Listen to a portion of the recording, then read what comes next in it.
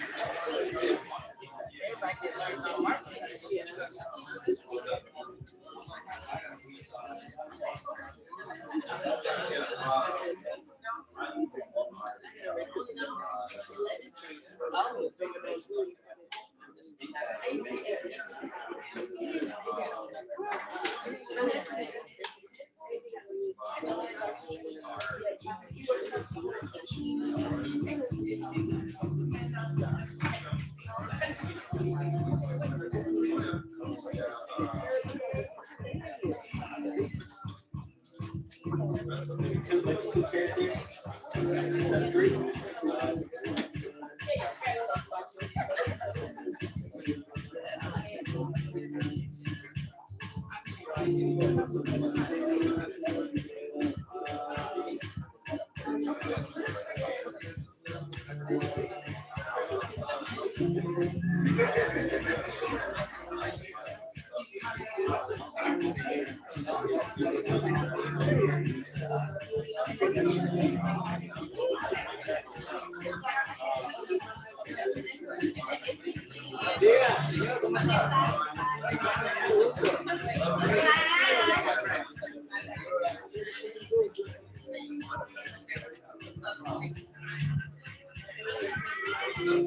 Hello everyone, y'all look beautiful. Pizza over there, if y'all want any. We're not starting just yet. Okay.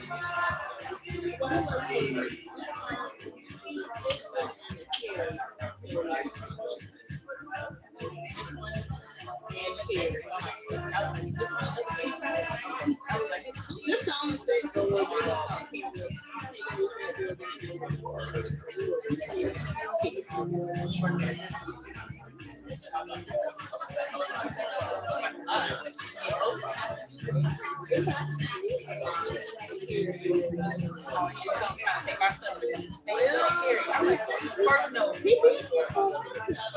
stay here. Let me get stay here. That's gonna be my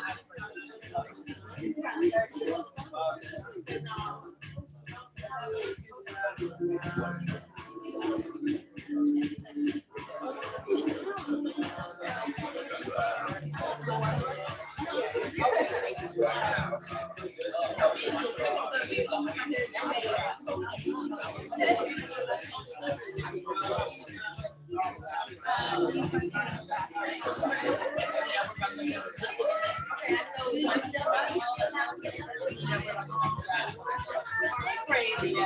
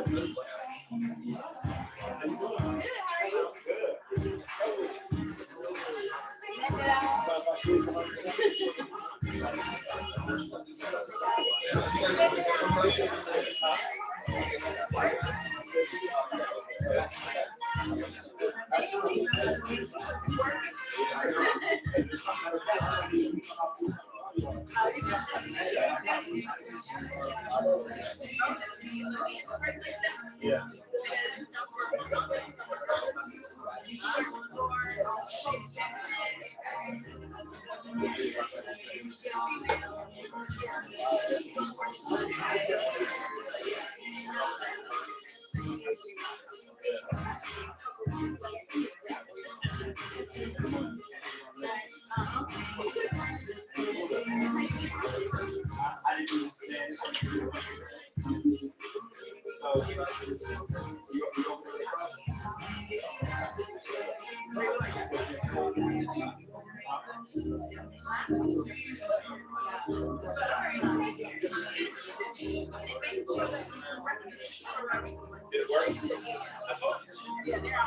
They call on work. Yeah. And they're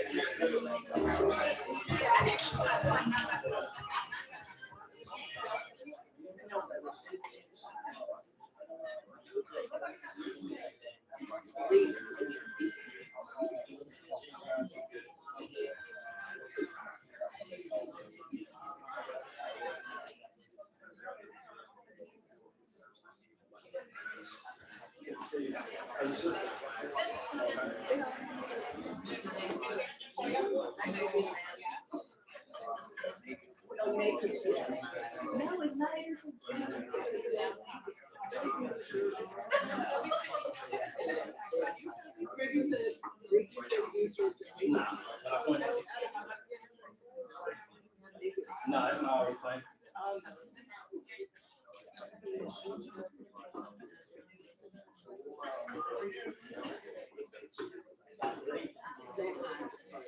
All right, guys. How's everyone doing today? Great. Awesome, awesome, awesome. Well, this is not the official intro. Alex is going to do that, but I want to do the honor and the privilege of introducing our speakers for today. So, first up, we have, his name is Andy Inlow. Come on in, Andy. Give him a hand, guys. All right, next up, we have Nancy Torres. Come on in, Nancy.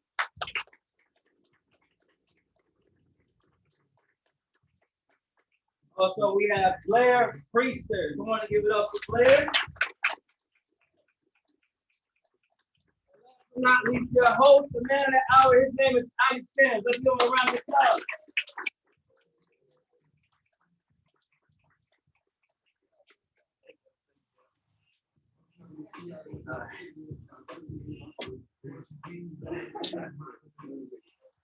How's everybody doing today?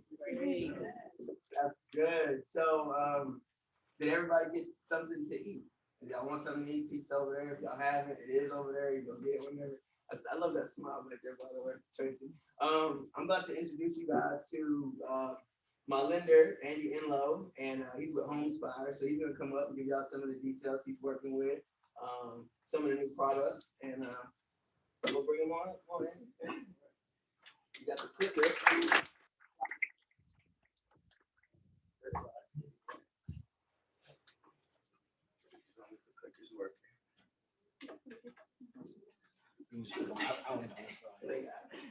Good morning. We're glad to be here with you today, and we're glad to sponsor the lunch for you. So there is a ton of pizza over there, so please, if not, we're going to have to do something with it. So if you leave after it's still there, please, if you want to take one, just take a whole pizza. There's everything from vegetarian all the way up to meat lovers. But anyway, but my name is Andy Inlow, and I'm with Homespire Mortgage. And I've been teaming up with Alex for quite a while and worked with a lot of you in this room. Some of your names are very familiar. We don't see each other's faces all the time. But I've been in the mortgage business for 23 years, and we're glad to be here today to kind of talk to you about who we are and what we do. Homespire Mortgage, I've been with this company for almost 4 years and just a couple of months. And we are a lender that we feel, the reason why I opened this branch was because we do things a little bit different than the most traditional lenders. I will tell you that 23 years in this business, I've seen it or I've experienced it. I tell everybody experiences a lot of things. I train all my loan officers and tell them, hey, if you've had a situation come up in your pipeline, you need to categorize that in the back of your mind because you'll probably see it again down the road. And so we want to make sure that we give you the best service that we can. I tell everybody, all the realtors that I work with, I am an extension of you. What I do represents you. If I do bad, it makes you look bad. If I do great, it makes you look even better because you already look great. So the thing is, we want to do is we want to add value to your business. So the way we talk to your customers, our office, let's go over there on Skyville and Clifton Road. If you've seen it on the corner there, the big blue, purple, white sign says Homespire Mortgage. We got a beautiful office. You're welcome to come by anytime. But we want to be a great representation of the realtors that we work with. Because again, there's a lot of us out here, and there's a lot of it that you can choose to do work with. A couple of things I want to highlight is key points that set us apart from most lenders. I'm not saying that other lenders don't do these things as well, but we're going to go over them. So if you look at the Homespire sheet handout, the first one says that there are no fees on VA loans. When I opened this branch almost 4 years ago, there was no one in Fayetteville doing no lender fees on VA. Everybody was charging their commitment fee or their origination or whatever. When I went to my CEO and president, I said, I will open this branch if you will do a no fee VA loan. He said, ain't happening. We was at Ruth Chris in Maryland, real nice fancy restaurant. I backed my chair up. I said, sir, I appreciate your time. There's a reason for you to buy me dinner. We're done. I'm going to go talk to somebody else. And he was like, wait. Give me 10 minutes. Let's talk about this. No, you drove 4.5 hours to get here. Let's talk about it. So I told him that I'm 100% disabled veteran. I served in the military until I got injured, and I got out, and I do a lot of VA loans. And I told him where we were at and what we want to do. He said, well, can we try it for 90 days?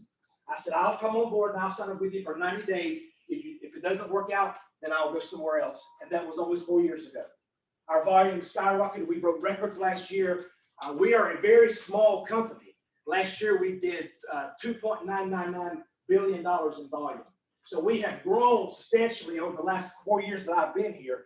And one of the key things is being a lender that offers a no-fee VA loan. Now, there are many lenders in town now that do offer that, but I will tell you that we don't bump the rate. We don't have any hidden costs. We don't add a premium rate to your client's interest rate to make that money on the back. We do it based on the volume that we sell. FHA, conventional, USDA, all of our other loans are a flat $1,100. We do not charge a commitment fee and an origination fee. So last year, the reason why I broke my own personal record in all 23 years I've been in this business was because we were able to help the buyers with their closing costs because of our fees being so reduced. I had many selling agents call me when they got their CD and said, are you sure these numbers are right? It had been more than 15 or 20 times. Are you sure your numbers are right? Because these closing costs don't look accurate. And I say, I promise you, they are 100% because we have not had any other additional fees on that. We underwrite all of our loans in 48 to 72 hours. Right now, we're 24 to 48 hours. One thing that sets us apart from a lot of lenders is that all the previous companies I've been involved with, we will always get the file. We would begin the process. We would get everything together. And then after about a week or so, after getting everything, verifications and stuff like that, we would submit the file to underwriting. By that time, your buyer has already pretty much had a home inspection. Well, the reason we upfront underwrite, I got one pay stub, one W-2, first page of a bank statement, I can get a full underwriting approval. 100% full underwriting approval. We've been doing this for 4 years. It works. And the reason why we do that is because I tell everybody, if a hurdler is running a, whatever they run, 200, 300, 400 meter race, that hurdler, even though they're professionals and professional athletes, they can jump that hurdle with ease from the first 3 or 4 hurdles. But when they get towards the end, their energy is being spent, so it's harder for them to kind of jump it. If you notice when you watch a hurdle race, a lot of times they'll hit those last 2 or 3 hurdles. Well, we feel the same way in the mortgage business. We want to jump the hurdles up front. We want to get the underwriter to look at this if there's any issues. Right now, I have a 99.7% close ratio of every file that goes into underwriting because I've been doing this so long, so I can pre-underwrite the loan, and plus I know VA and FHA like the back of my hand. I mean, I've studied it. When I got into business in '98, the guy that I went to work under said, you're not going to originate any loans for 3 months. I said, why? He said, because you're going to read the VA, the FHA, and the conventional USDA guidelines until you know it front to back. And I said, why? He said, because if you depend on an underwriter to do everything for you, you're going to be broke. He said, you need to know the guidelines. And I will tell you yesterday, I challenged an underwriter on a VA situation about a client who got a consumer loan debt for his due diligence from USAA, deposited money in his account, and the underwriter said, he can't use that money. I said, yes, he can. I said, sure he can. We disclosed it on the 1003 of the application, and we've also verified the documentation for the loan. I put that in the file, and the underwriter called the VA, and the VA said, absolutely, you can use it. If it's sourced and verified, absolutely you can use that money. So my other companies, they wouldn't let us do that. But now with the closing costs and with these high due diligences, people are having to get money from different sources, friends or family gift letters, or they're having to go to a financial establishment and get that. So that's the reason why we upfront underwrite. And so when we get that, you're going to get notified that that loan's been approved and that you're good to go. Because again, we want to try to get that file underwritten before anybody spends any money. All right. Also on the VA loans, we have just released, the next bullet point is that our VA loans are now down to 580. We've had multiple investors come online. We are back to doing 580 as we were pre-pandemic. Anybody remember anybody know what credit scores kind of jumped up to after March 2020? A lot of the lenders, I don't know what everybody did, but I know a lot of lenders were 660, 680. One lender, a friend of mine is a manager, they went to 700 credit score required to do mortgage loans. So we all went into a panic, and I just stepped back and I took a deep breath, and I said, good Lord, you've helped me this long. And I said, I'm not going to panic now. I'm going to just trust. And so for some reason, my next 15 files, all of them had 700 plus credit score. So it just worked out. But then as the pandemic has kind of resolved and whatever's going on now with it, the investors have started coming back online and allowing those. There is a flyer in here that talks about the 580. There are a few overlays for that. Also FHA, we have just started going back down to 580. And we are closing those. I tell everybody, there's one thing for me to tell you that I've got a program. There's another thing for me to tell you that I can get closed. I tell everybody it's put up or shut up, you know. And again, I don't like to be a lender that over promises and under delivers, because again, most of the times you guys remember the last 30 minutes of your deal. And then we are either good, bad, or indifferent, however it may be. USDA loans, I know most of the lenders in town are doing those at 640. We do them at 620. USDA uses 100% financing as long as it's in a certain territory. I will tell you right now, excuse me, if you have a client that's looking for USDA loans, that website is public knowledge. I'm sure most of you know that. I will tell you that you want your client, or you want your client to go look at those areas, because there are areas that no longer qualify, like Hope County. Hope County used to be 100%. I live in Hope County. My house qualifies. My neighbor across the street does not qualify. That's how the lines have changed. And I live in some Rockfish. So you want to make sure, because as you know, those maps change all the time. And I like to tell my clients, hey, I'm here to help you. But if you want to research so that you kind of narrow down where you're looking, here's a public site. You can Google it, or I can send you the link, and you can search. That way you'll know the shaded areas and where you could possibly buy and where you cannot. So just realize again, all of Hope County used to be 100%. It no longer is. All right, so that's one thing you want to be aware of. But there are changes. But that's why we as lenders should be updating our partners on what's going on in the industry. Here's so 620 is our score on that. The next one is the highlighted I did is a new bullet point that just came out just in the last couple of days. Anybody ever heard of NC Housing? North Carolina Housing Down Payment Assistance. All right, that's a great program. It's a wonderful program for 3%, 5%, or 8K down payment assistance or closing costs, whichever one they want to use it for. The good thing about that is we just had a meeting with Bill Hobbs, who is our account executive for North Carolina Housing. They've been fighting for quite some time to get the debt ratio raised because of the interest rates and also because of just their program. They had a decline in their business. Well, actually, officially this week, they have gone from 43% debt income ratio to 45%. You may say, well, that's only 2%. When you're looking at dollars, that can be quite a bit, especially if we got somebody that's on the fence or they're at 41.5 or 42, if we can work those numbers. So 43 to 45% on your North Carolina housing programs. The other thing is we close most loans in less than 30 days. Most of the times I'm ready around day 20. The big factor that we all know is who? That gentleman that's going out there and doing that value of the house, the appraisal. Sometimes that hurts us. I got a loan that closed this morning at 11 o'clock, or just closed at 11 o'clock, and the realtor said, the appraiser said, I'll have your final inspection to you by 10 o'clock. He hasn't done us the final yet. You know, so we're still waiting on the appraiser to make that loan fund. And we know that they can either make our deal or they can break our deal. We all know that. So 30 days or less. We also contact new leads. So one of the things I tell clients is that when you're out marketing, when you're out meeting your new clients or you're talking to new clients, when you talk to that customer, their excitement is pretty high. I want to catch them on that high. I'm not going to wait till 24, 48 hours, 72 hours. I had a realtor told me the other day, she said, I sent this the lender a lead. 3 days later, they contacted the lead. The client was already kind of just, hearing about the market and got kind of demotivated and stuff. So I told him, I said, I will contact that lead usually within 30 minutes. Now, I can't do it here, but I promise you, if I get in my truck and I've got contacts, I will call them back before I leave this parking lot. That's the way I do, because again, if I don't call them, someone else will. So it's important as a partner to my realtors that I am there for you. Know that when you talk to me, I'm going to get them the information, talk to them, and ask, answer questions for them, or however, not just saying, hey, I want to take the application. Hey, what are you looking for? What kind of questions do you have? What area are you looking at? Do you know the type of loan you're looking to do? Whatever it may be.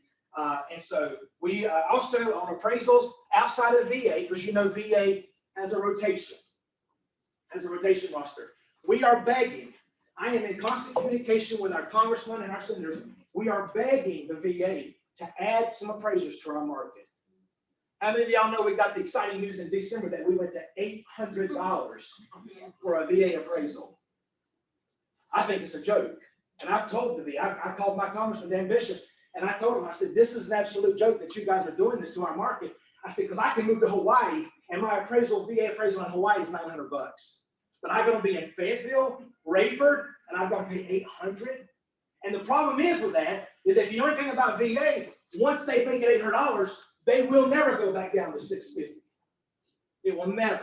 And now the challenge that we're having as lenders is that we are finding appraisers who say, oh, well, VA's $800. I'm now going to charge you $750 for that FHA appraisal. Or I'm going to charge you $775 for that conventional or that USDA. So they know the market's there. So it's really kind of and I'm not saying they're bad people, but I talked to the VA. I called them. I used to have some friends that worked in evaluation and construction. And I called them. I said, why are we doing this? And they said, man, listen, you guys are the highest demand area in the U.S. right now for appraisers. Some of you remember back months ago, you had an appraiser or your lender would call you and say, we ordered the appraisal. We've got no assignment. We've got no assignment. But guess what? If you order that assignment on Tuesday, guess when it gets assigned? It goes back in rotation the following Monday. That's the way VA does it. So I had my longest record right now is that my longest record right now is 5.5 weeks for a VA appraisal. And I was fussing the whole time. I was calling, you're putting a hardship on this veteran. I don't understand what's going on. We got to get these turned around. But the problem is that just real quick, we had appraisers on our panel that had been retired for 2 years. And guess who replaces the VA appraisers? Washington. It's not Decatur, Georgia, our VA Regional Operations Center. It is Decatur, Georgia. So they are responsible. The VA department there is responsible for allocating, adding, or removing. And so that's why we're fighting to get some of these retired folks off. And I'll be honest with you, some of them didn't retire. When I'm getting appraisals that come in and they're $25,000 undervalued, I mean, I think you guys know how to do your job, but I don't think somebody's missing $25,000, And so the thing is that we want to make sure that we communicate some of it on the appraisal side. We do not use an AMC, an appraisal management company. I have my own panel of appraisers. I add and I take away. I add and I fire. I am the area manager, so I'm able to tell the appraiser, hey, you're doing a good job, or hey, you're way too long. Your turn times are too rough, too extended. I need you to either do better, or I'm going to take you off my panel for a while. That's the thing that we can do as our own appraisal team. We can hire them and let them go and add them on there. All right. Real quick, as you see the flyers that I've got in here, these are co-brandable. So a lot of my realtors, we have these together. They put them in their first-time home buyer packets or welcome packets. So it's the Loan of the Brave. This is the one. The next one is the VA credit scores, our overlays for when we went down to 580. So we have 580 to 599, then 600 to 619. So there's 2 different parameters there. There's also a FHA credit score requirement. This information is just fresh for us. Again, I don't know who else does 580 or however it may be, but we wanted to make sure we get that information to you. I'm always available by phone. You got my cell phone. My business card should have been with the packet. You can call me anytime. I'll ask you questions. One thing I do want to highlight before I end is our mobile app. Our mobile app right now is probably the hot, and I've been with several different lenders, and I've looked at a lot of different companies over the years. This right now, the HomeSpire Go mobile app for your cell phone, whether you have an iPhone or Android, it is the hottest app on the market. Reason I say that is because everything, when I co-brand it, so what's your name? Ricardo. So let's say I co-brand, me and Ricardo, we co-brand that mobile app. I set him up and I send it to him. Every time he shares that app with his client, I get notified. Whenever that client downloads it, he gets notified and I get notified. When they go in the app and start checking things out, he gets notified, I get notified. I have a realtor right now that had a client that downloaded the app 2 months ago. The client kind of just fell off the earth and quit doing anything. And all of a sudden they came back online looking at the app. The realtor saw it in the activity, contacted that client back, and we're closing at the middle of April. So it's a way for you to be, it's free to you. It doesn't cost you a dime. We paid, listen, hundreds of thousands of dollars to get the technology in this app that we have. Not saying there's not other apps out there, but the way we have ours. When that client does anything in that app, Ricardo, you're going to know about it. When that client submits his application, you're going to know about it. The reason I know that is because every time I get an app and get notified I got an app, the realtor says, hey, Bob Smith just submitted his application. I said, I'm working on it right now. I got it. We can pull the credit from our app. We can review everything. So I can be sitting in the parking lot today, review the file, pull that, and I can send a pre-qual all from the app. So I can come to your open house and we can sit there and we can pre-qualify people right there. I don't have to have a laptop. The other thing is they can upload their documents. If they've got their pay stubs, they just click on pay stub, they take a picture of it, upload it as a PDF file. So I've actually gotten applications from a cell phone and gotten an entire package. Bank statements, W-2s, income docs, everything. And basically you're going to give them a pre-approval letter. So this mobile app is state of the art. And again, what we do is you can just send it, but we like to co-brand it. So whenever you share the app, it's got their information and my information, your information and mine. So the realtor and the lender. And then you can share it, and again, you'll get all milestone updates. All right. Last thing but not least, on the back of here is something I like to provide all my realtors is a quick reference sheet. If you've got somebody you're talking to, again, we don't want you to pre-qualify them, but if you're talking to somebody and they say, well, I had a bankruptcy, you kind of cringe a little bit. You can actually pull out this little reference guide, and it'll tell you what the guidelines are as far as if they're looking at VA or if they're looking at FHA. Again, you don't have to pre-qualify them, we will. But if they've already told you, hey, I'm in a bankruptcy right now, then I don't know if you want to put them in your car and drive around Fayetteville with $4.09 a gallon for gas. But again, we're happy to talk to them and do that. But again, this is just a reference guide so you know if somebody brings some information up to you. All right. That's been real quick, fast. I gust up to 220, 230 sometimes. I know that. Some of you are looking at me like a cat looking at a new game. But we're very excited about what we do. I've been in this business, like I said, 23 years. I've got about 5 more years and I'm going to retire. I'm going to RV full time. That's what we're going to do. All right. My wife's a nurse and we're going to travel the country. But we're glad to help you. So anybody have any questions real quick? Yes, sir. With the NC housing, can a VA client use that and take that money towards their closing costs? Absolutely. Sure can. Okay. The only product that's not available for NC housing is a existing double wide. You can't use it. You can't do an existing double wide. It has to be brand new, off the lot, pretty much like USDA. So, but they will, their credit score requirements for double wide are a little more. And I will tell you that we do double wides all day long. I have many of my friends managers, they refer their offices, refer their clients to me because I love manufactured housing. I mean, it's just, we got a lot of them. Anybody else? Any other questions? You did, when they were active, did you do VA rehab? We did, yes. We have a renovation loan. They are kind of like in a freeze right now. A lot of the investors are buying those because of COVID, but we're trying to get them back online because my renovation guy that handles that for us, he is a renovation specialist, 22 years in renovations only. That's all he's ever done. He handles that for us, so the 2 or 3Ks, all those. 2 or 3K, okay. Yes, and we do all those as well. I saw another hand. Someone moving out of state into North Carolina, what is the turnaround or the guidelines for them to get a NC housing?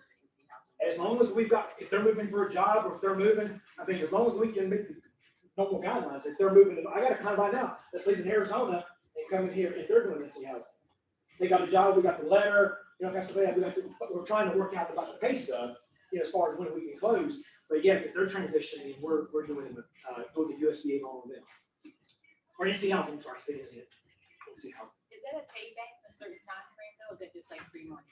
Well, the NC housing is 3, 5, or 8K, Okay. but they 3%, 5%, or 8K. And the way it works is that there is a recapture period of time, but after so many years, it is completely How forgiven. many years is that? It's usually 12 to 15. You're 10. 10. 10. Bill was just in office the other day and said it was 12 to 15 now.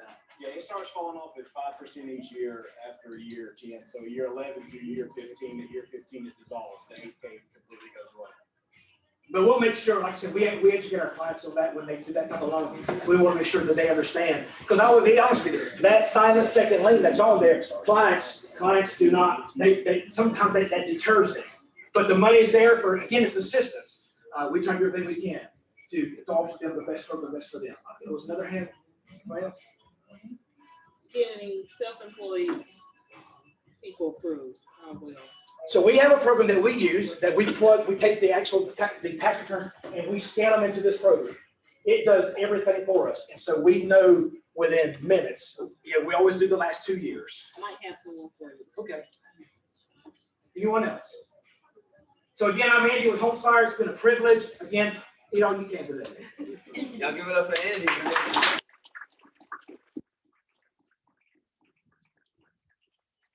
We want to come and provide you guys with as much value as possible. That's my goal. I can't help. Do you mind if I come? No. So Ms. Cooper actually was my manager at the post office, and how was I? Tell the truth. How many times did he go postal? I enjoy working with him.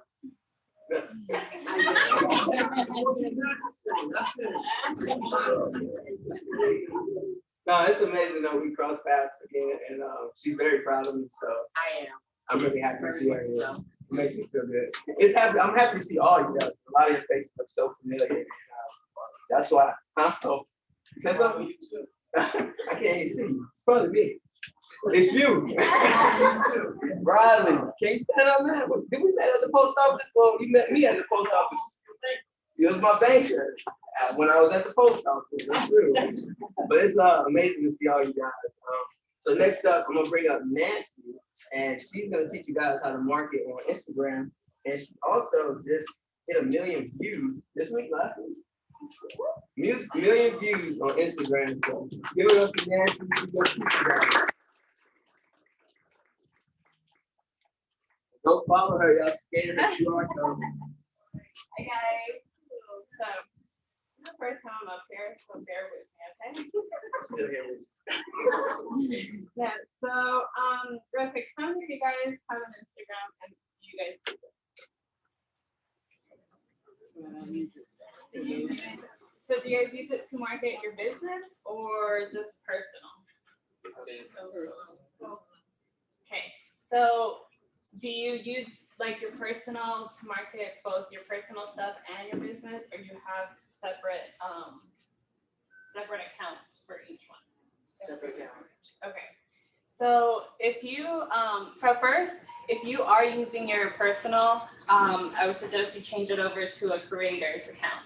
Creator account will allow you to pretty much view analytics, see how many people are watching your stories, how many people are engaging in any of your posts. On a personal page, you can't see that because you're just posting your personal stuff. There's no business to it. You're not creating any content. You can also change it to a business, but I would stick to the creator because with the creator, you do have like music and stuff and you have access. If you stick to a business for copyright reasons, you can't use music other than just like music without words. And if you're selling something, I would recommend the business, but that depends. So if you don't know how to switch from a personal to a creator's account, you go to the top where I circle the 3 bars, and down at the bottom, you would click switch account. Depending on your engagement on your personal account, I would say start a new one instead of switching from a personal to a creator, because you want to start fresh. If your personal one has been private for a long time and only your friends and families are on there, then you might not have much engagement on your Instagram to promote the business that you want to promote, because only your family and friends are on there if it's been private. So once you have done that, you will then have the professional dashboard up top, and down here you'll be able to see your insights. There you'll be able to see your analytics, pretty much how your posts are doing and what people are liking that you're posting, whether it's your pictures, your videos, your stories, how many people are actually watching you versus how many people are even liking your stuff. So up here, you'll be able to see, so you can check your post between the 7 to 14, 30 days mark and how your engagement is doing.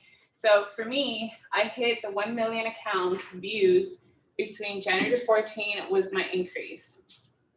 And then you're able to see here how many accounts I reached was 1 million, how many people actually engaged, and the total followers. So with that video going viral, I gained pretty much almost 500 followers, whether they're interested in whatever I'm doing or it's just they like my content and they follow me. So that becomes somebody that follows you for your content, then eventually switches over to a referral, someone who knows, like, you know, I've been watching their stuff, they're so good, you're moving here, follow them. You know, if you need real estate needs or whatever it is that you're offering on your page, who are they going to refer?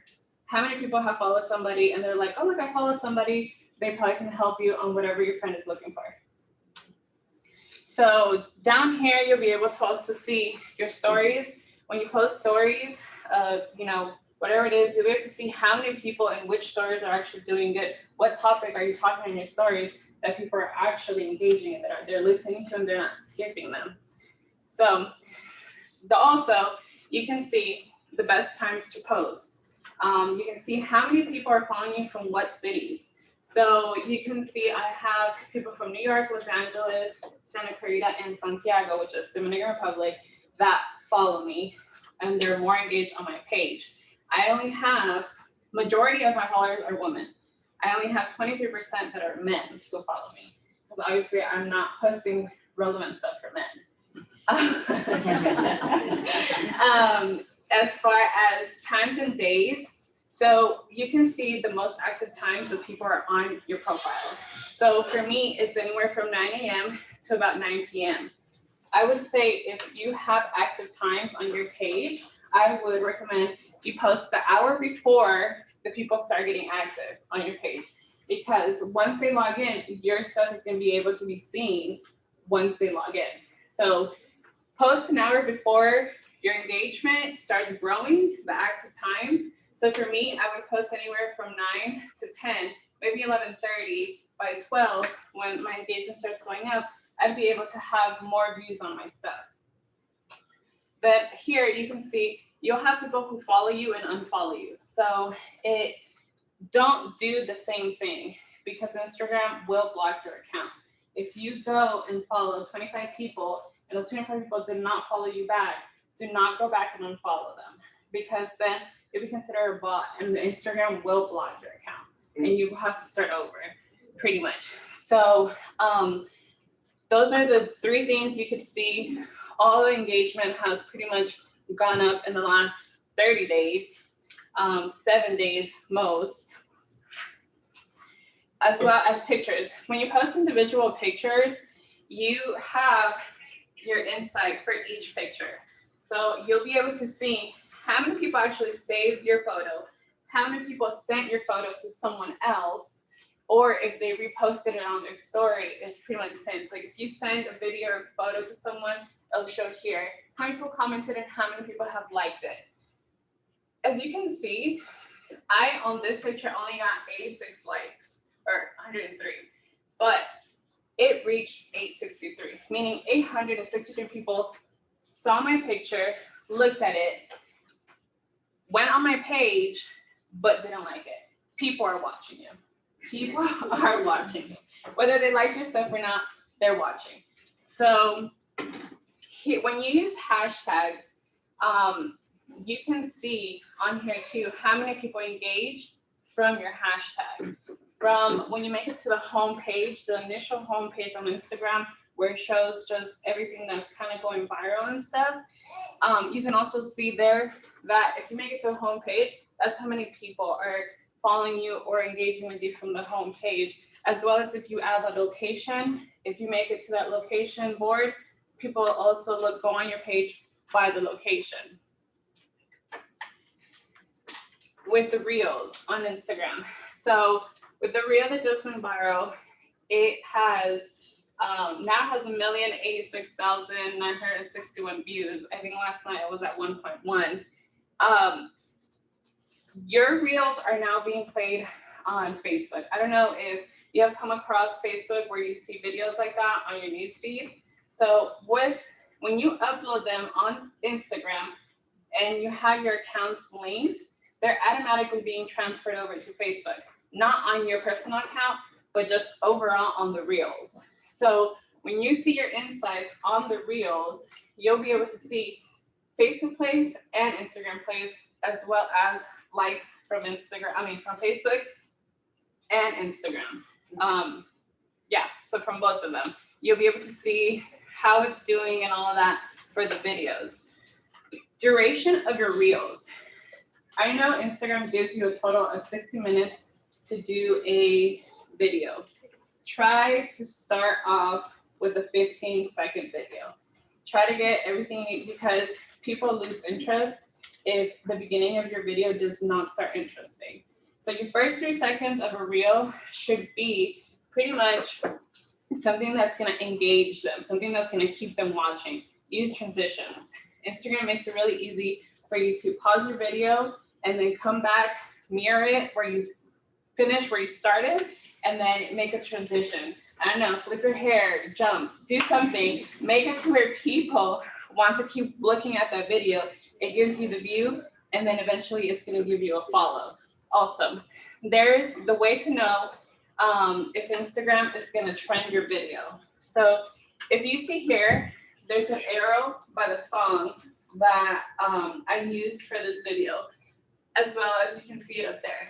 If a song has an arrow, that song is trending, meaning you use that song, your video is more likely to be seen by X amount of people versus a song that has one video that they redid or anything like that. Look for the arrows. You look for the arrows, you'll get views. That's one thing that I have learned. Another thing too, you can find out if the video, the audio has just started, it will have about 800 to 1,000 reels that it's coming up.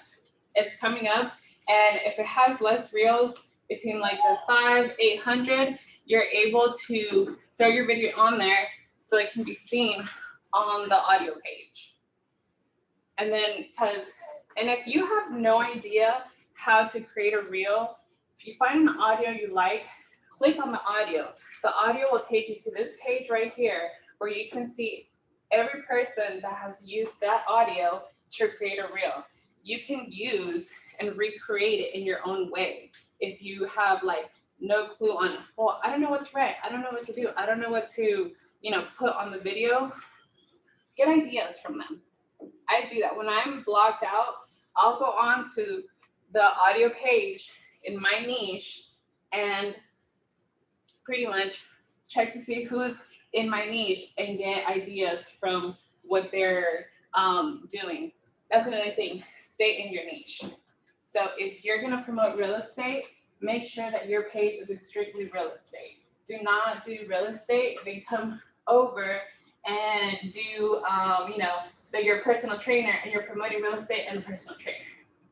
Because then if I go onto your page, what are you really promoting me? Are you promoting a personal trainer or are you promoting your real estate? Make sure that you stay in your niche and that you organize your feed to be what your niche is, as well as your hashtags. If you're gonna use hashtags, stay in your niche. Use real estate hashtags, use, entrepreneurs and hashtags that are in your niche. Because how many of you guys go on Instagram where you're looking at your nail designs and put nail design on hashtags, and then you get all the nail designs from every nail artist, or men, if you're looking for shoes or something that or an outfit, put a hashtag, and then you get everybody who's used that hashtag, and every now and then you get something that you're like, this isn't even part of the hashtag. It's not in the niche. So that's another thing too, stay in your niche, clean lighting, and do not put so many filters on your stuff. Filters, when you upload them, eventually the pixel and the HD of the video kind of degrades on Instagram. So when you have a lot of filters, it blurs out. Then it affects the lighting as well. When it does that, it doesn't look interesting. People are just gonna, there's no good light. You need good lighting. It needs to be clean. It needs to be where you want to look at it and you're like, oh, I like the background. I like how she has her kitchen, or I like how she has her bedroom. Whatever, it has to be clean in order for it to catch somebody's attention.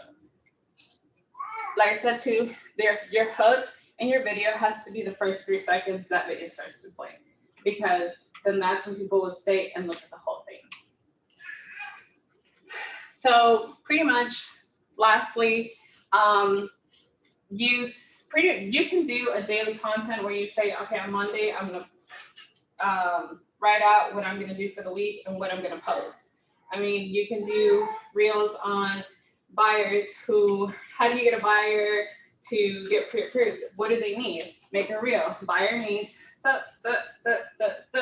and there's your 15-second reel showing what a buyer needs to get pre-approved.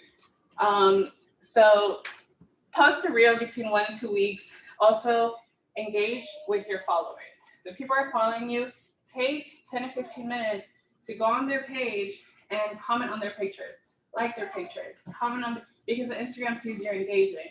Then it'll put out your page to engage so that other people can see your stuff as well. Reply to stories. When people reply to your stories, reply to them back.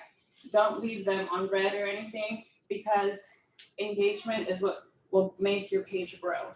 As well as don't post and ghost, meaning don't post a picture and then get off Instagram and don't come back until, 5-6 hours later, when you have a row of comments and you haven't replied to them, your post died. So if you post something, stay on there for a little bit. Make sure that, if somebody comments, comment right back. Somebody comments, like it, comment right back. Because then Instagram will notice that you're engaging with your followers, meaning it will throw out your stuff to the Explore page to let it be seen by other people that are not just your followers. And then, like I said, also engaging on the gram, comment on your followers, hashtags for your niche. There's many places like, if you have a niche you're gonna stay in, go to other people who are in your same niche and use their hashtags. All of those hashtags are being used by the same people. So if you follow or find somebody that you like that does real estate in another state, and you like their page, you like the engagement they have when you went on their page and they're using certain hashtags, use them. Recreate them in your own way if you want to. Hashtags, try to stay with the hashtags that are anywhere from 500K to less than 1 million hashtags, because if you're finding a hashtag that is over 1 million, you're gonna get lost. Stay in hashtags that are up and going. That way your posts can be good. And other than that, I really don't have any. You guys have any questions? They definitely got some questions. I got a question. Yeah. How do you keep yourself safe as you're, putting yourself out there with all this content? Are anything like safety tips that you would have?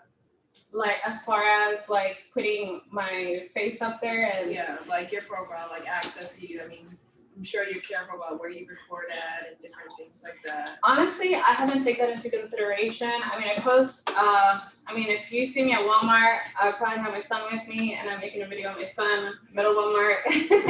I'm at Food Lion with my friend doing a video. Honestly, I haven't. As far as location, also too, I would do a location that is more trending. For example, Raleigh, Charlotte. When I post a picture and I go back to, let's say I'm on a trip and I take X amount of pictures, I don't post all those pictures up at once. I spread them out because that's gonna turn into my content. So if I post a picture today that I took, 2 months ago on the beach, I'm gonna post that I was in Raleigh or something, just so that engagement I get are from people from Raleigh, or I'll post the beach that I was at. So it also too, it depends how you want to do it. You can have a backdrop, you can put it to where, you have nothing in your background that you don't want your videos to come out in. But nowadays, if I go onto your page, I'm looking for what you're providing me. What am I gonna learn from your page? What am I gonna, like, you know, if I wanna know how to get my buyer to the closing table and you're providing me that information, I'm gonna go and save your videos because you're telling me X, Y, Z on how to get them there. So as far as safety, I honestly haven't really considered that, just because, I mean, knock on wood, nothing has happened so far. But that's a good question. Yeah, like it looks like if you have like a lot of content, like just different things that people can see in the background and being extra careful. Making it to where they can't track you down. Yeah. With. Or like if you're checking in. People are now. So I don't do check-ins as much as I used to. I don't really, I mean, like for Facebook, I have my Instagram connected to my Facebook where everything I post on Instagram is gonna transfer over to Facebook, which makes my Facebook active. Because I kind of let the Facebook part go, but I have it active for people that still follow me. I just have my Instagram transfer over. That way I don't have to be on 2 different platforms posting 2 different things. I just let it transfer over. I don't do check-ins just because I feel like, you know, with that safety, you wanna know where I'm at, you can call me or text me. There's no reason for, like, you know, so that's the only, I don't do check-ins. On Instagram, there really isn't any check-in unless you put on your story and you put your location. Like to kind of piggyback off what she's saying, I know when I personally post on social media, if I make a video like in front of a house, my house or somewhere, I personally won't post it immediately. Like I'm waiting, like if I make a video on Walmart, I'm not gonna post the video at Walmart until I've already left the Walmart. Yeah. So if I'm there, I feel like that's my way of protecting myself. Like I said, I rarely go live, but I also don't like giving my business. Like I can be right here at Keller Williams and I'll post that like I'm in like Keller Williams, like Chicago or something like that. But that's what I personally do. Like I will make the video and maybe post it a little bit later and say I'm at that specific location. Cause I feel like with us being how we are, being real estate agents, I think that's kind of one of the ways to kind of protect yourself when you're posting on social media, because we have to tell people where we are. Yeah. And we have to post houses and things like that, because that's kind of what we're doing. So I find out you keep yourself a little bit more safer if you don't post it immediately. So like if you're going to do an open house, don't take a picture of the open house essentially, and then you're gonna be there for the next 3-4 hours, because essentially if somebody's gonna go as far as trying to find you, you're gonna be there. Like it's kind of like you're giving them what they need to find you. So You're trying to get them to come to that Yeah. open house. So but then at that point you're kind of stuck between a rock and a hard place. So like what I do with my content, let's say, you know, I got dressed up today, whatever, I wanna go take pictures downtown, I wanna go do a video at Walmart, I'm gonna go, you know, here, there, whatever. I don't post it all today. I'll spread that out within the week. So, I mean, people would be like, do you dress up every day? No, I don't dress up every day. I just had my content spread out, you know, and with enough days to be able to post something and keep my account active. Yes. To me, I think you keeping the personal and the business, you don't have to worry about somebody tracking you down, because when you're doing business, it's gonna be business like. While if you're doing personal, that's where the trick will come in. Yeah. That's how I see it. So I have more than one, but I have my personal one, and then I have a real estate one. So I keep those separate. Every now and then I will post, like if I had a closing or I'm at the closing table or something, I'll post it on my personal one, you know, so that people that do follow me but aren't on my real estate one know, like, hey, you know, she's still doing real estate. Or if I get something on the contract or something closed, I'll post it on my real estate page and then share it to my personal stories, so that, you know, if you want to tap on my real estate page, you can tap it and go back to my page. So that to me, I just like to keep them separate. I don't want to have one too many things on one page. My personal, you're gonna see my family, my funny videos, my son, and anything else, whether it's trips, you know, things like that. Every night, you know, you can include stuff, but it just depends. If you're gonna include both of them together, make sure that you're having more of your business and less personal. Loving it. Thank you so much, Nancy. Y'all give it up for Nancy.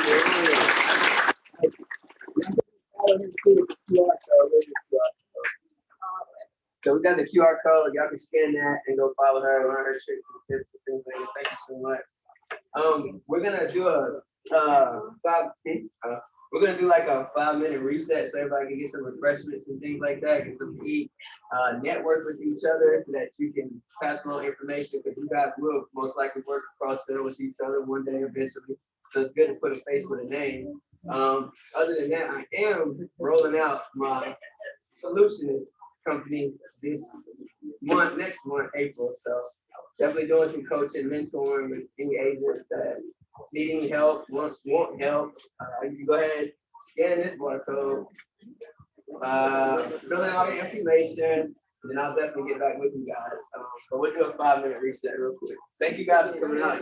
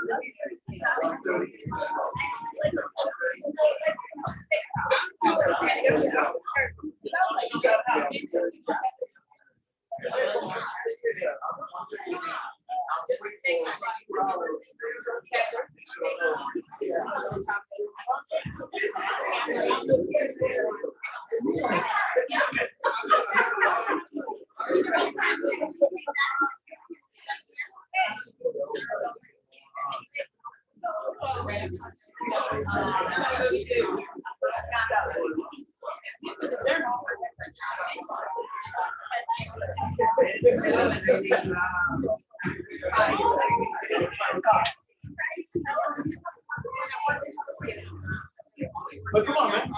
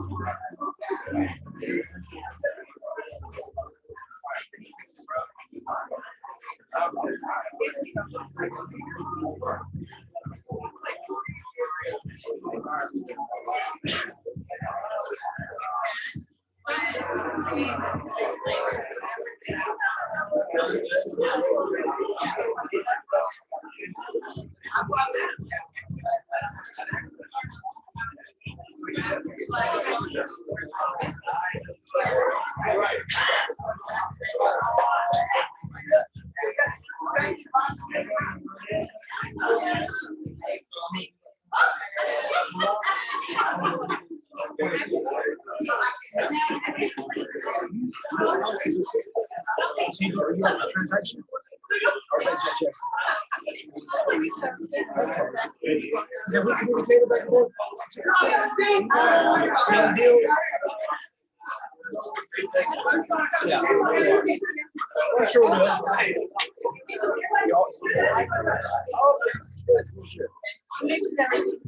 Yeah, I got you.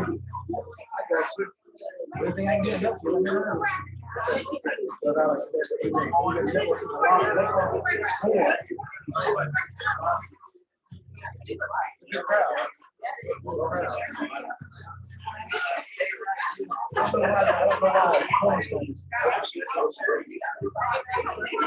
well, that's when I was every almost every housing. So he's like, 10%, then he heard of one guy, he's like, you don't know what I'm talking about. And I was like, well, I do. I was like, I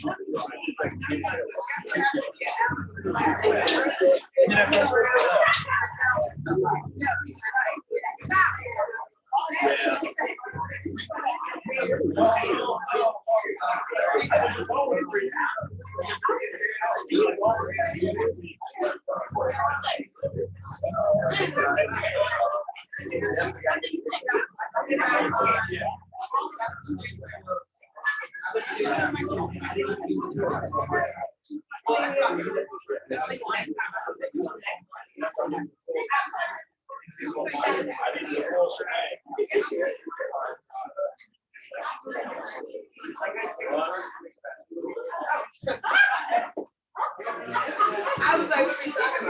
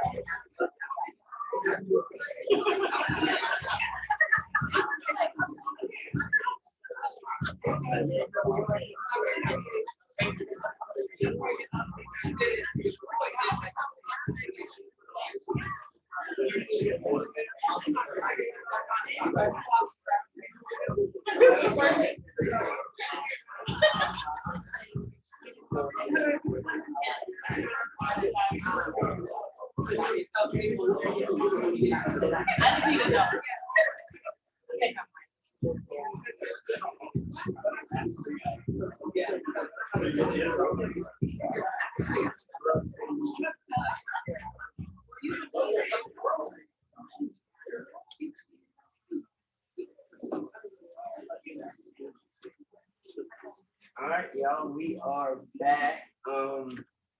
Back in line. Yeah, so anyway, so right now I'm about to bring up Blair. I want to say her last name, but Blair Priester. I don't pronounce stuff that well.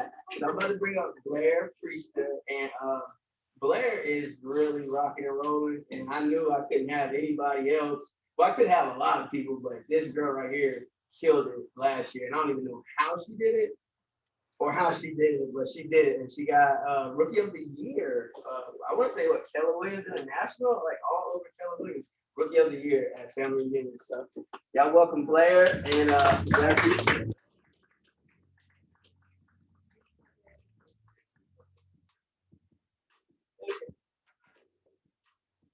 All right, so before I get started, as you just introduced, I'm Blair. I've been with Keller Williams now for a year and 2 months. It's been absolutely amazing here. So the least I can do is give back and share the things that I've learned, the things that I've experienced. And it's not to recruit you guys, but I'm just being transparent because a lot of my success does come from my team. I did not get here by myself. So before I get started, I just want to ask you all a couple of questions. Can somebody tell me why did you become an agent, or why do you want to become? Because I say we got some prospects in here too. Why did you become an agent, or why do you want to become an agent? I didn't because it's fun. I mean, because it's fun. I love it. Okay. Anybody else? Is it the glam? Is it the money? Is it the social media? Because right now, guess what? It's trending online. You turn around, everybody's a realtor. Everybody wants to be a realtor, right? And some people get into it just for the lifestyle, just to do photo shoots and, no shade to anyone, but to do photo shoots because that is what motivates them. And there's nothing wrong with that. So the reason why I asked, so we talk about motivational marketing. And so basically, something motivated all of us to come here today, right? So I can tell you my reason for becoming a realtor, right? 18, I worked at a real estate company, Coldwell Banker. I did all their listings and sales. I was secretary. And so I started realizing I can do that. I really didn't see the glitz and the glam because that wasn't the culture back then, right? The culture's changed. Now it's kind of Hollywood a little bit, right? So at that time, I was like, So I got into it. I had a broker. He would have a newspaper. And every morning he would make me go and find all the homes that were coming up for auction, do the analysis, bring it to him. So I did that for like 2 years. And so finally, I got a little career starter loan as a cadet. It wasn't much. It was $30,000. I didn't go shopping. I said, you know what? I'm going to try what he's doing. He also had a plane too. So I was like, at least I'm going to try my little money to do what he's doing. And I did exactly that, but I was fortunate. I was very, very lucky because that was in 2008 when the market crashed and everything was extremely dirt cheap, right? So first condo I got $24,000. Today I still had $150,000. Wow. So I continued to buy and I bought a lot of stuff then and held on to it, and it just kind of grew. Had a friend come, COVID hit. Everybody's at home. Of course, you all know, I don't know if Sherry, I'm currently active duty. I'm in the Army. And she's like, hey, we're working from home. Why don't you go to real estate school? I was like, man, don't deal with people. So that didn't really quite pan out. Anyway, I did it and it just kind of just blew up and boom, here I am. So to speak about motivation, you have to think about that when we're dealing with clients. And I think clients, yeah, that's personal. Okay. You have to think about that when you're dealing with your client. And whatever it is that you're selling, you have to believe it just as much. Because if you don't believe it, they're not going to believe it. So the first thing you want to ask, what client am I reaching out to? What client am I targeting? And so let me speak for myself.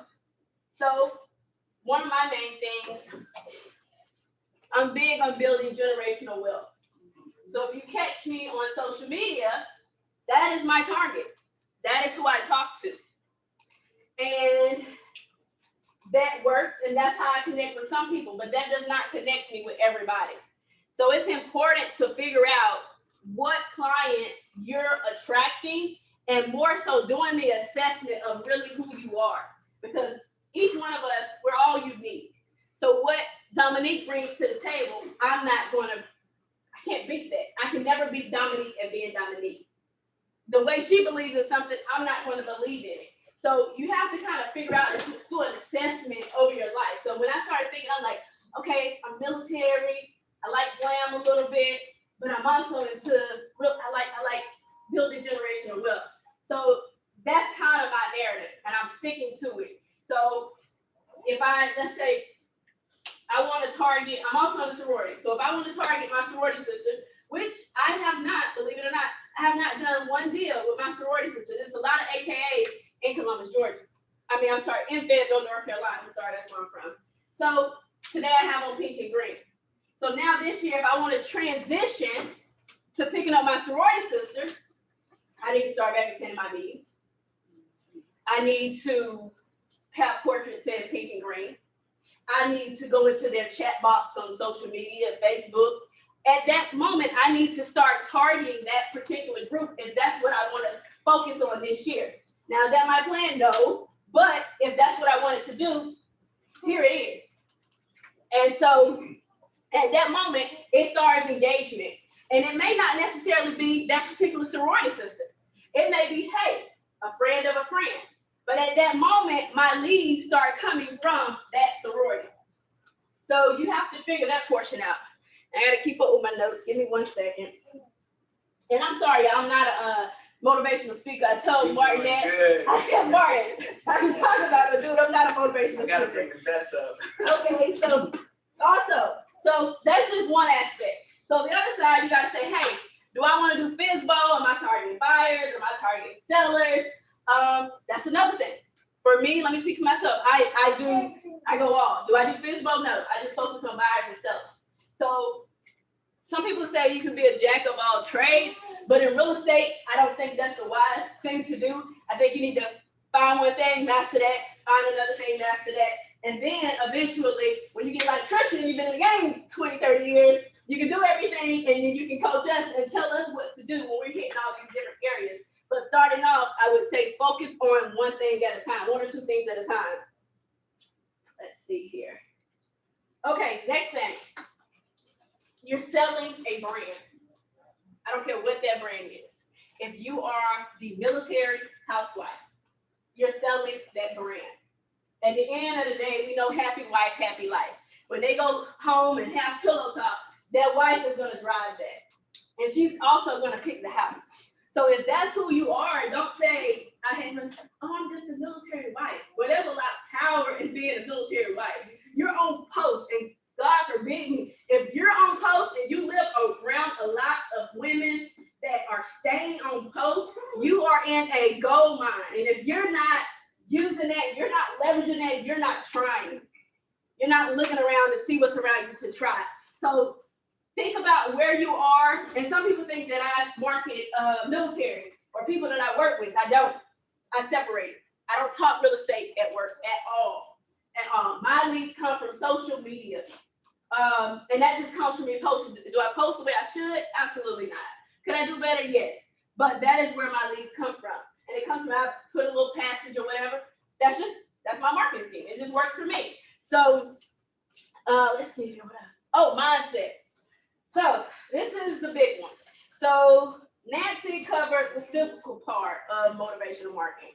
As you can see, I'm focusing on the psychological part of it because that's a big part of it.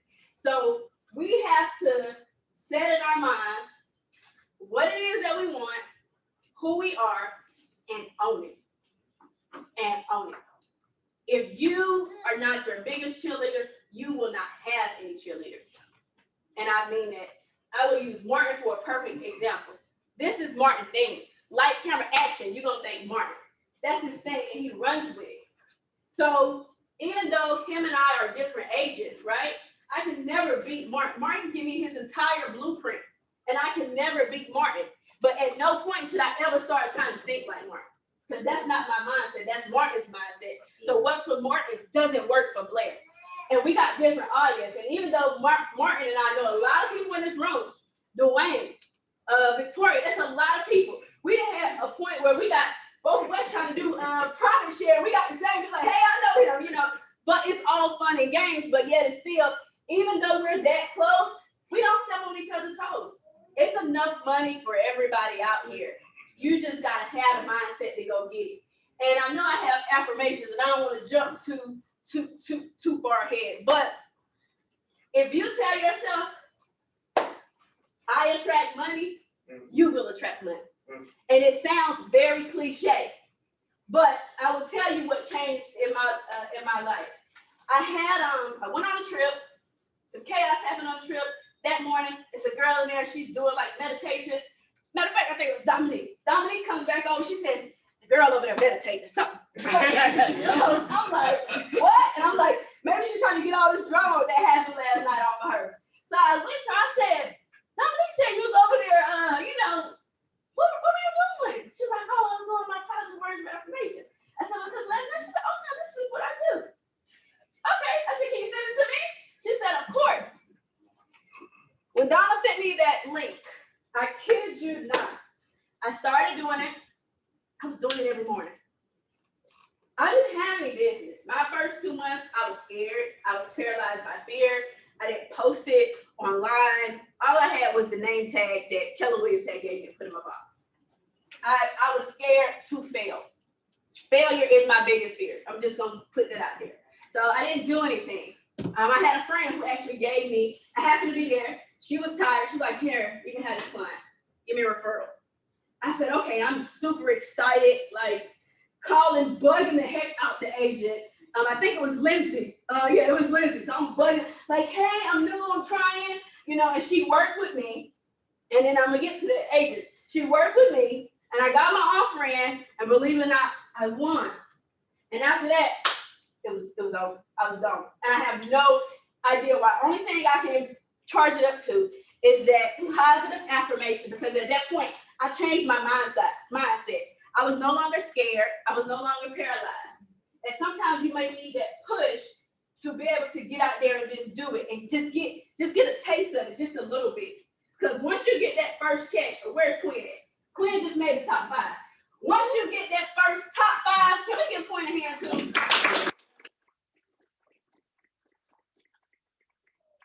Once you touch that top 5, there's a feeling, right, that you just can't explain. I know the first time I got it, I was at work. Somebody's like, hey, I'm on the phone. Where's my what? You know? And I was like, what? You know, and I kind of took off from my desk because that was not my original mindset. When I first came to Keller Williams' door, I told Julie, you know, she started talking about capping and all this stuff. And I was like, I'm not worried about that. What's my commission? You know? And so I was like, I'm not capping. I straight up told her, I was like, I'm not capping. I was like, I'm in the Army. I'm just gonna be happy. I just want one house a month.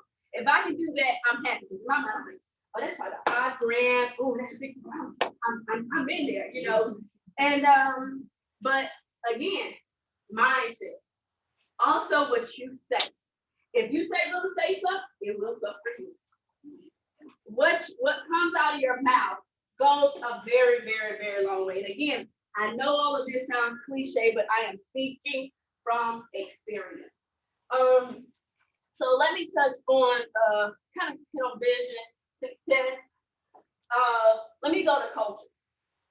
So here, I'm going to speak for the Keller Williams. Again, I'm not trying to recruit you guys, but if you want to come video. But the culture here, right? So the culture here is we all win together. We're not competing against each other. We all win.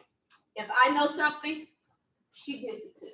If anything I want to know, any agent that works for Keller Williams, all I have to do is walk up to them and say, hey, can you tell me this? They're going to tell me. They're not going to give me a watered down version because they don't want me to succeed. We all want each other to succeed. And I'm telling you that. And that is the God honest truth. I was talking to another agent, Keller Williams. She said, hey, when I first came, you know, I didn't want to really share my stuff. And she said, but then I realized that's not the culture here. She's like, now I give everything. And it's not. So in order to be successful, for instance, somebody said, oh, you've been selling real estate 1 year. Are you serious? I'm like, yes. But I got Trisha. I can leverage her 10 years. I got Boots. You know, I have D. Watson. I have all these heavy hitters that I can leverage them. And they allow me to. And so another thing with agents, I know Martin had you all network with each other. And that's very, very important. And the reason why I say it, your circle, it matters. It matters. Who you're able to call, Sharika, Quinn, at 10, 11 o'clock, 1 o'clock at night, who you've made friends with to say, hey, can I help you? Like, and I'm just going to shout out Sharika. Sharika helps a lot of people as well. They call her, hey, Sharika, can you help me? Blair answered her phone. You know, like, okay. But at the same time, what we all had this conversation, what we're noticing, they're winning. They're winning. At the end of the day, they're winning. Whether you like it or not, they're winning. And that's because, again, they're leveraging. So it's very, very important to network. And then, let's see. Okay. So that's it. And of course, you all know I believe in a higher power. So I pray first in everything that I do. I keep my eyes on the path. And I promise it takes me where God wants me to go. And I'll tell you this too. And I just told somebody else in this room, because I am the friend that deals with the psychological, the motivation. When you call, you need to have a conversation. That's me. I told her, something happened. I told her, I said, look, let me tell you something. I can see, how can I I can see, what is the word I'm looking for? I can see your shine. I can see how bright you are. I told Martin that the other day too. I said, dude, I can see your shine before you can. Queen, I can see your shine. Sharika, I can see your shine before you can. People told me that kind of, I'm like, I don't know what they're talking about, you know? But a lot of times, be careful, and again, we're going to the psychological piece. Be careful who you socialize with and who you allow to put things into your mind and into your heart and what you manifest, because you start to think that, you start to believe that. And sometimes some people can see your light and want to dim your light. Yes. If I tell y'all some of the messages, when I went on and I put like, hey, I failed my real estate test, but now I passed. What some of friends told me, how they tried to put a cap on me and told me, oh, you should only do 2, don't ever go more than that. And oh, by the way, I was this. Okay, that's neither here nor there, right? So that's their success. But I'm gonna tell you, it didn't compare to what God had in store for me. Nothing did, not either. So that told me, I asked another one. Okay, all of these people are outside of this firm. I asked another one. Hey, you remember how you had me set up on the email where it was coming to me every morning at 6 o'clock? You had me on a drip campaign. It was coming from LSP. Oh, I didn't do that. Somebody else did that. Well, guess what? I learned that you gotta have somebody's password to do that. Nobody did that. So just be careful again. Be careful again on who you deal with and what you allow people. And when people start speaking negative, whatever it is, regardless real estate or not, get them from around you. All they can do is bring that negative energy to you, and it does not manifest into anything. So again, if you stay on your path, and as another cliche saying, what would Jesus do? Right? When something happened, I have to ask myself, what would Jesus do? And I'm like, you know what? I could respond this way. Or just like the examples I told you, I could have responded, but I'm not. Because to me, at that point, now I'm getting myself in the pig pen with that person and getting dirty. And that's not what I'm here for. I'm here to stay clean and stay focused. Because if I start looking over there, you're going over there. I don't know if you drive a motorcycle, but wherever your eyes go, that's where you're going. So you need to make sure you keep your eyes on what it is that you want. If you see someone that's killing the game and you want to be like them, it is okay. We got 1,000 different breads on the aisle, shampoo, different brands. You can still do it. So there's no such thing, oh, I'm a copycat. Go ahead. That's what you need to do. That is what's working. Don't reinvent the wheel. It's not broke. So figure it out and then just go for it. But that's all I have, guys. Thank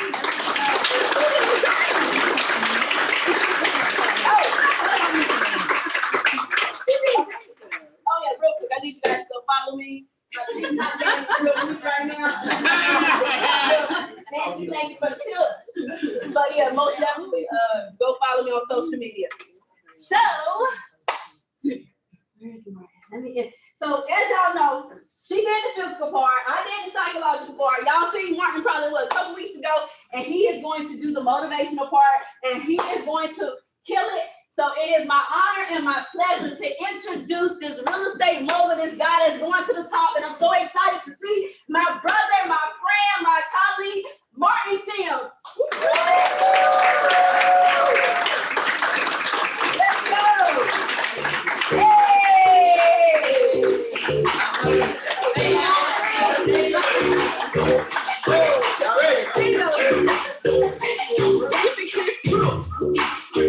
When I walk through.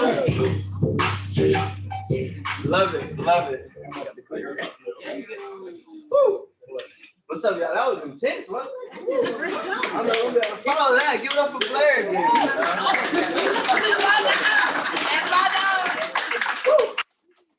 All right, so we're gonna dive right into it because I know y'all got stuff to do. Everybody in here is trying to get to their job. Oh, wait, mic that real quick. But I don't know. My link is for the solutionist because I didn't even know I had that award. I was checking my emails. It came March 8th. I was like, what is that? Okay. But today is your opportunity to build the tomorrow you want. Good? Okay, yeah, I'm all thanks. Man, got too started too fast. I gotta give it up to everybody that's here because they made this happen. Like Annie is great. This is my assistant here. She is great. Give it up for Annie.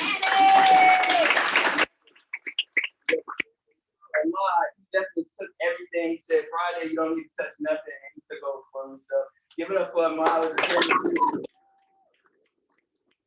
Thank Andy and Lo for bringing the pizza and getting our Pizza Friday started early today. Nancy, definitely thank her for the Instagram too. I don't even know how to work Instagram. So definitely thank her. And then I have my assistant in California that was really getting all these slides together. And she was up at 5 this morning making sure we had everything good. So give it up for Jessica. And I got gotta give it up for God. We won't be here without God. So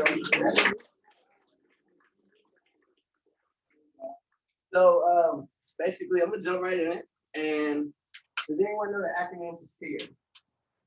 Or what they say fear is? So I'll go right to it. False evidence appearing real. So basically, fear is what holds us back from being who we are, who we want to be, who you're trying to be. That's the fear that holds you back. The fear of failure. The fear of what people would think. Don't all of you guys wonder what other people are gonna think? If you're honest right now? Yeah, because you want to know you're doing the right thing, right? You want to know you're going in the right direction. So the fear of what people would think, the fear of change. As we get older, we get more sedentary and we don't like change. But change is important because change is how you grow. You have to grow. You have to do different things in life every day so that you change the narrative of what your life is going to look like. The fear of being accepted basically goes back to what people would think. Like if you're wanting to fit in, I don't try to fit in. Like, does this look like I try to fit in? I don't try to fit in. I don't care what people think. I do right by others, and I want the same in return. So if I go out and I do good to people do good to me. So isn't that right, Miss Cooper? That's right. I gave her HELL when I was at the post office, but she would not let go of me. I would not wear socks. She would bring me church socks because I would not wear the postal sock. And they said I had to have postal socks. And every morning she would bring me a pair of church socks and say, put these on and let's go. And I'm like, no. And then I put them on. We got it. But that's who I am. Real belief and limited belief. Do y'all know what limited belief is? No? So limited belief is basically you don't believe you can do it. You think all the scenarios, assume everything before you even make the call. Do y'all have trouble making calls? Yeah, no. So everybody calls every day, Legion. We all have trouble making the calls because we set in our mind what they're going to say on the other end. So we already have predetermined. Help me out. Mindset. Yeah. So mindset, when you think, mindset is so important. When you think that something is going to be that way, most likely it is going to be that way because you've already put it out in the atmosphere. So you have to have real belief and believe that whatever you want to do in this life and whatever goals you set, that you can achieve them. Has everybody set their goals for this year already? Yes. Yeah? How are they looking? You tracking? Struggling. I'll be honest, this is a no judgment room. Like I in my head when I was driving down, I was like, I don't want no critics in the room, so I hope they're all gone. All the people that just came to see how it was gonna be. I came to teach and give and pour into each and every one of you guys what I have because that's what I do. I give. So when it comes to real belief, you have to believe that you can hit your goal. My goal is to make $1 million this year, and that's net. So that looks like 30, 40 million in volume, and that's GCI 1 million. Do y'all think I'm gonna make it? Yeah. I don't even think I can make it, but I know if I keep going and going and going, that I can do it because it's been done. Yeah. So I do have to believe that. And when I tell people that goal, I always in the beginning would hear, "Oh," and I'm like, "Yeah, whoa," but write it down. I got 122 houses to sell, right? Listings move fast, right? So go after the listings. That's what I'm doing. So if I can sell a listing in a week, and I call, like we talked about, 1,000 people this year, I get 100 listings. By calling 1,000 people, that's 10%. Is that not going to be where I need to be? A little bit? So you just got to believe it and then put it in the plan. Like I said, God for me, everybody else know when you're talking about like religion and things like that, but you have to believe that there is something higher than you that is controlling everything around you and it works for you, particularly for you, everything. So if you believe in a higher being, that you know that you're not doing it all by yourself, that will help you too to go forward in life. And look, you ready to preach, ain't you, Eric? Eric's ready to preach. Eric's preaching. Yeah, so limited beliefs stopping you from reaching your fullest potential. The amount of faith you must have to continue on to an unknown destination. We really don't know how it's going to turn out, but as long as we believe that we know we're going to get there, and also go ahead and put yourself there. Yeah. I put myself in $1 million already. I'm already there. So I spend money like I got it, and then I got to go sell more houses because I don't got it. So I have to learn about that. What I want to talk about with this one is the you and unique, because each and every one of you guys are unique, like Blair said. I can't be y'all. Y'all can't be me. I like saying y'all because it just goes ahead and groups everything together. But you're unique. So you are your brand, each and every one of you guys. You have to brand yourself, promote yourself, market yourself if you want to. Whatever you're doing in whatever business, because I don't know if everybody in here is in real estate, but if you're in business, you have to market your business. You have to put yourself out there. You have to know that you have to post until somebody claps. I was gonna have my videos up here from the beginning, but if any of y'all watched my videos from the beginning, I was chewing gum. I was doing everything. You couldn't see the house I was showing. All you could see was my forehead. And I didn't know what I was doing, but I was staying consistent because videos is what kills. You will kill any social media platform with videos. People want to get to know you guys. I don't know your whole sphere, but you guys do. So that is, you guys have to reach out to your sphere. You have to reach out to your sphere. So you will never meet another you. Has anybody in here ever met somebody like that? Look like you, smell like you? No, it's not gonna happen. You're unique, and that is your power, and that's what you promote. The world is waiting on you. You got a lot of great potential. Each and every one of you guys are here to get something or get something out of it. Change the way you think, perspective, anything like that. So go give the world you. Be brave, be bold, just do it. You know what I'm saying? Other than that, no one can sell you because they are not you. Blair, I feel like me and Blair are intertwined in this thing, but you know what it means. You have something special in you. That's the gift. I don't know this. I think I worked on this one this morning. We hit that already. So my assistant Jessica, she did this. This is not my quotes. I do have a lot of quotes. She's working on putting like things like this together. But I really like this quote. Yesterday is history. Tomorrow is a mystery. But today is a gift. That's why we call it the present. In my last class, I talked about enjoying the moment, being in the moment, enjoying the present that you're in. Don't worry about what's after this, what's before this, all that. Take in what you can take in right now, use it, and run with it. It's very important to enjoy the present moment. Back to it, we all have our own special gifts. Everybody does. When I say learn to tap into yourself, you have to get by yourself. You have to meditate. You have to get rid of all the distractions at one point, at least for 10 or 15 minutes. There's a lot of people in here meditate.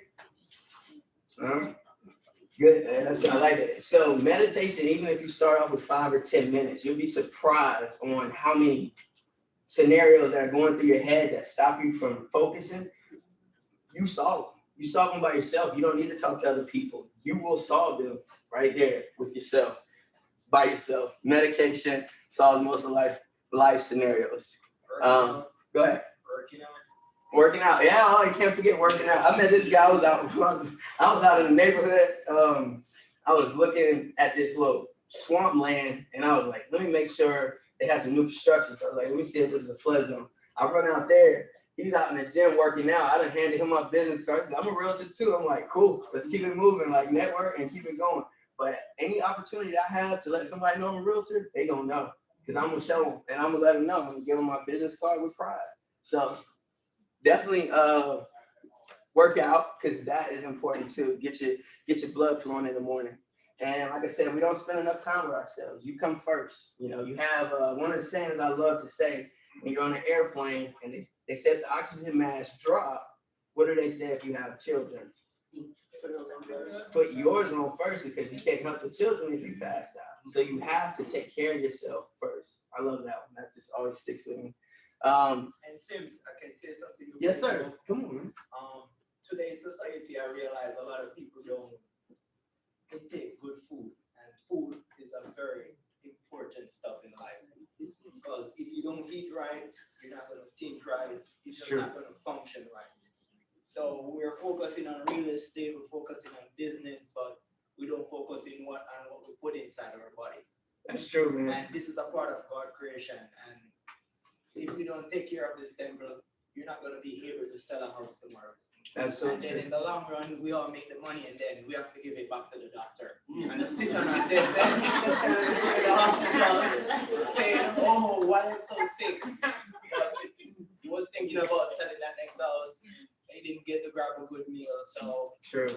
we need to take care of ourselves. You're not gonna put that regular fuel in the Ferrari, right? Yes. True. I love that. We have a fast car. We ain't gonna put 87 in it. We're gonna put 93, yeah. So why we not doing why that? we neglect our body every day, not eating right food? So I think that would be a good point of take you to the next level. I appreciate that, man, because I couldn't hit that point no more, like no better than you did. And he's actually a personal trainer, so networking. If you guys need any help, check him out, man.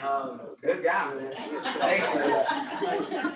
So real quick, my transaction coordinator asked me if she minds that I put her information up here to help with you guys' transactions.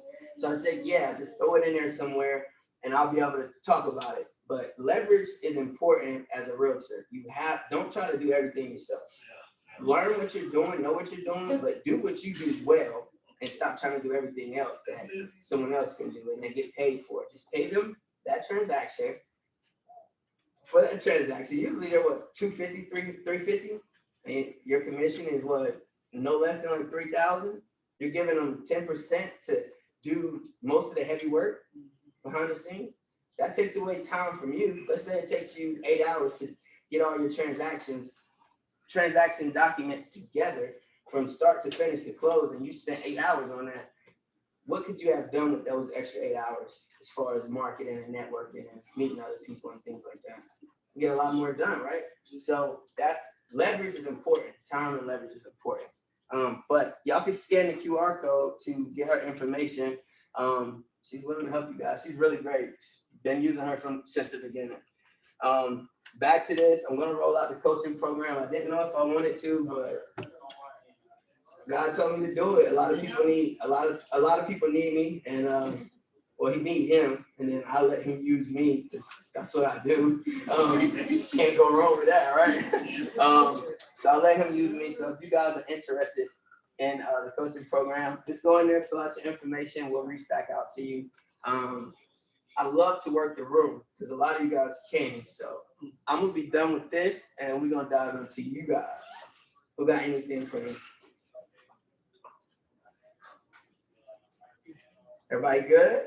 Anybody want me to hear anything? Come to hear anything? What did you guys take away? Got some good eyes? You smiling, man. What you got? I'm not an agent, but this was great. Thank you.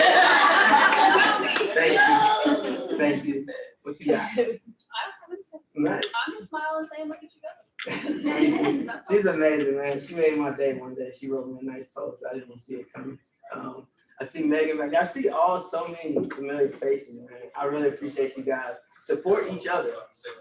And Julia, hey, support each other, share each other's information so that you guys can help another person up and coming start to build their confidence to make posts, go out there and put themselves out. Because we all know if you make a post and you don't get a like or two, you're not really confident to keep making posts. But social media is where you're going to make your money at. And it's free. You can use all the other platforms, but if you use you and market you and brand you, you'll be off to a great start.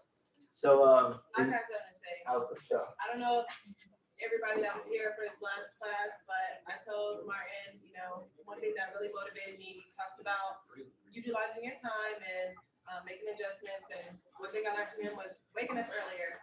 He doesn't work late, he wakes up earlier. So getting up at 6:30 in the morning is a little bit different, but it definitely changed my career. And I appreciate him for that guidance, that direction. Now he gets up and he runs. That wasn't included in the initial waking up early, but that's also motivated me to be healthy, and he's cheerful while he's running. So you can't be nothing but like, look at this guy. Yeah, no, I try to run. Like I said, I do what I can do, and I get up earlier because I try to create more time. I always said I didn't have enough time in the day, so I learned to get up earlier so that I would, by 6 or 7 o'clock, I would check the market. I know the trends. I know the houses. I know my documents. I'm sending her notes that we can upload as soon as she starts working at 8. I got so much of my day back by waking up early. So that is a great key for anybody that wake up an hour earlier and just see what happens. Start with 30 minutes, an hour, see where you go. But I really appreciate you guys. Thank you. I guess that's it. I don't know. Is that good enough? They want to get a picture. They want to get a still picture with everybody in the class. And there's my music. But we're going to get a picture with you guys still, and then we're going to do a picture. Yeah, you guys can be right here. I want to get a picture of the whole class. All right. And if you guys are following him, you'll see it. He'll post it today. So, we like to act back. So, they're going to stand here. You guys are going to just face that way. And we're going to get a picture of the whole class. If y'all want to stand up, that'd be great. Let me get a chair for Ben. I want to see my food. Sit down. Nah, you good, you good. Oh, yeah. It's all about marketing, right? Yeah, we're going to go to the sip room after this. Santina. What's Santina. Sip room, wine. We're going to go there right after this. It's downtown. If you need directions, just let us know. All right, so we're going to do a video, right? Can we get a video on this? All right, so when I say 3, everybody just wave, okay? You gotta get his glasses. Hold on. Let's go. All right, stand by. On 3, we're gonna say marketing, okay? Motivational marketing. All right, motivational marketing. 1, 2, 3. Motivational marketing. Celebrate, celebrate, celebrate, celebrate. I love it. Thank y'all. Coming out. You got any questions? Y'all want to take pictures? Come on in.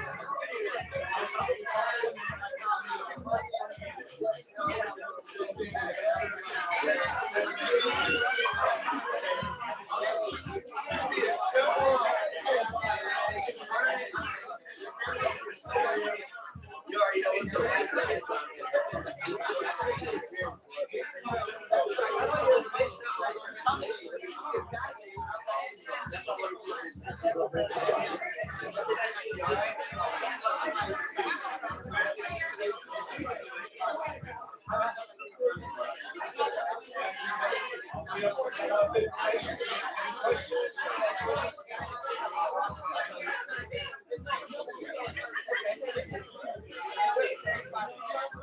Most of my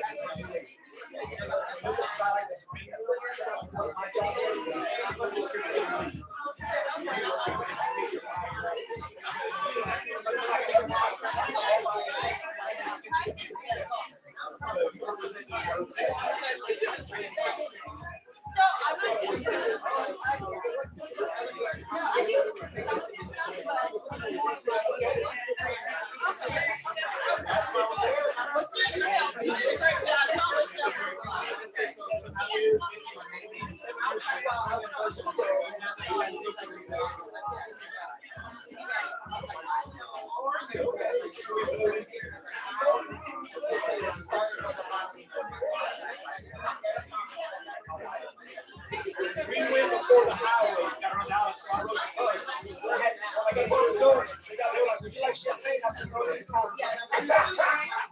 Now it's scary. I rode it. We drove in one of the times. I said, I know the OSHA it was one of the next one.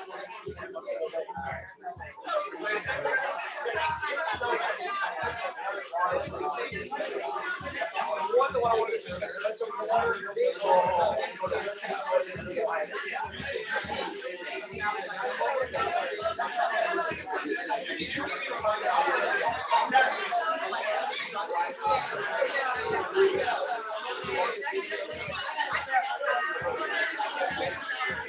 You get upset.